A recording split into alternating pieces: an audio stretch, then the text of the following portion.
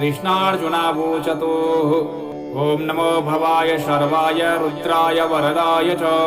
पशूनां पतये नित्यम् उग्राय च कपर्दिने महादेवाय भीमाय त्र्यम्बकाय च शान्तये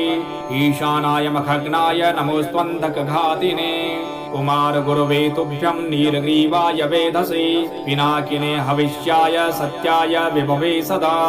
विलोहिताय धूम्राय व्याघायानपराजिते नित्यं नीलशिखण्डाय शूलिने दिव्यचक्षुषे होत्रे पौत्रे त्रिनेत्राय व्याधाय वसुरेतसे अचिन्त्यायाम्बिका भर्त्रे सर्वदेवस्तुताय च वृषध्वजाय मुण्डाय जटिने ब्रह्मचारिणे तप्यमानाय सलिले ब्रह्मण्यायाजिताय च विश्वात्मने विश्वसृजे विश्वमावृत्य तिष्ठते नमो नमस्ते शिव्याय भूतानां प्रभवे सदा ब्रह्मवक्त्राय शर्वाय